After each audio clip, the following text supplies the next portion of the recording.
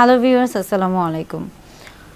Masturbation নিয়ে এর আগেও কথা বলেছি এবং বিশেষ করে পুরুষ মাস্টারবেশন নিয়ে কথা বলা হয়েছে বা পুরুষদের মাস্টারবেশন নিয়ে কথা বলা হয়েছে। কিন্তু ফিমেল মাস্টারবেশন বা মহিলারাও কি আসলে মাস্টারবেশন করে বা মহিলাদেরও কি মাস্টারবেশন হয়ে থাকে বা আসলে এটা কিভাবে হয়ে থাকে বা এটা গুরুত্বপূর্ণ কিনা এই বিষয় নিয়ে আজকে কথা বলবো।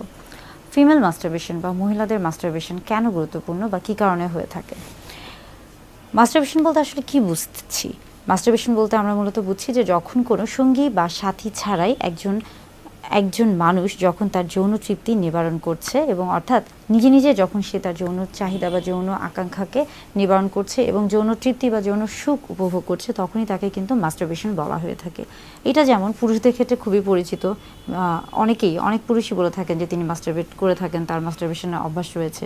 তেমনি আবার মহিলাদের ক্ষেত্রেও দেখা যায় যে মহিলারাও কিন্তু মাস্টারবেশনের সাথে পরিচিত, কিন্তু মহিলাদের ক্ষেত্রে জিনিসটা অন্যভাবে কাজ করছে। যেহেতু পুরুষদের ক্ষেত্রে পুরুষাঙ্গটা শরীরের বাহিরের দিকে অবস্থান করছে, এই জন্য তাদের ক্ষেত্রে কিছুটা সহজ হয়ে থাকে বা কিছুটা তাড়াতাড়ি হয়ে থাকে।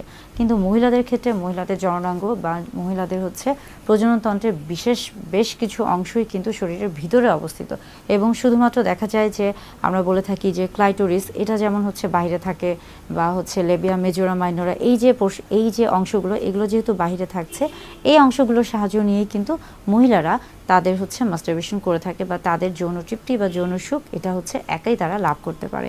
এই ক্ষেত্রে তারা মূলত দেখা যায় যে ক্লাইটোরিসের এই ক্ষেত্রে একটা বিশেষ অবদান রয়েছে এবং অনেক সময় অনেকে বলে থাকেন যে আসলে যে সকল মহিলারা মাস্টারবেশন করে থাকে তারা আসলে হয়তো বা ভালো না বা তাদের আসলে কোনো সমস্যা রয়েছে। মানে আমাদের চারিপাশে এই ধরনের কিছু কথা শোনা যায় বা বেশ কিছু আমরা বলে থাকি যে কুসংস্কার রয়েছে।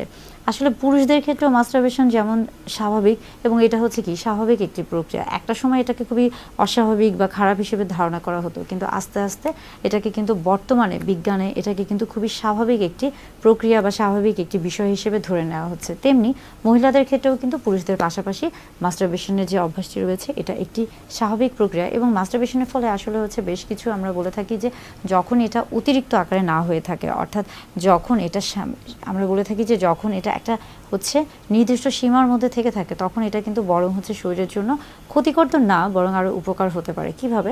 দেখা যায় যে মাস্টারবেশনের ফলে আপনার মানসিক দিক থেকে আপনি যেমন একটু রিল্যাক্স ফিল করে থাকেন, তেমনি শারীরিক দিক থেকেও আপনি কিন্তু একটা উত্তেজনা বা আপনার এই যে একটা স্ট্রেস ছিল বা বিষাদগ্রস্ততা ছিল, এটা অনেক সময় মাস্টারবেশনের ফলে কিন্তু কেটে যায় এবং শরীরটা অনেক ক্ষেত্রে দেখা যায় যে আগে যে একটা ক্লান্তি ভাব ছিল বা একটা অস্বস্তিকর ভাব ছিল, সেই জায়গা থেকে একটা অন্যরকম একটা ভালো লাগা বা একটা রিল্যাক্স বা একটা রেস্ট, এই যে বিষয়গুলি এগুলো কাজ করে থাকে। আবার ফিমেলদের ক্ষেত্রে বা মহিলাদের মাস্টারবেশনের ক্ষেত্রেও দেখা যাচ্ছে যে একটা আমরা বলে থাকি কি হ্যাপি হরমোন এখানে রিলিজ হয়ে থাকে, অর্থাৎ ব্রেইন এখানে তাকে বা ওই মহিলাটিকে একটা সুন্দর একটা ঠান্ডা একটা আমরা বলে থাকি যে শারীরিক একটা অবস্থান তৈরি করে দেয়, যার ফলে সে কিনা তার মাথার মধ্যে বা তার শরীরের সে শারীরিক বা মানসিকভাবে অনেক ধরনের হয়তো বা অস্বস্তিতে ছিল বা একটা বেশ কিছু ধকল নিয়েছিল, সেই জিনিসগুলো থেকে সে একটা আরাম বা একটা সুন্দর একটা পরিবেশে যেতে পারে। তার বা আমরা বলে থাকি যে বিশ্রামের যে প্রয়োজন রয়েছে, এই প্রত্যেকটা বিষয়ে কিন্তু আসলে জরুরি। বিশেষ করে মাস্টারবেশন হলে বা মাস্টারবেশন যদি কেউ করে থাকে এবং সেটা যদি অতিরিক্ত আকারে না হয়ে থাকে বা সেটা যদি একটা নির্দিষ্ট সীমার মধ্যে থেকে থাকে, সেই ক্ষেত্রে এটা কিন্তু অনেক ক্ষেত্রেই ভালো এবং এটা কিন্তু আসলেই শরীরের জন্য আমরা বলে থাকি যে এতটা ক্ষতিকর না, যদি না সেটা অতিরিক্ত পরিমাণে হয়ে থাকে। তাই পুরুষদের পাশাপাশি মহিলারাও মাস্টারবেশন করে থাকে এবং এটা খুবই স্বাভাবিক একটি প্রক্রিয়া।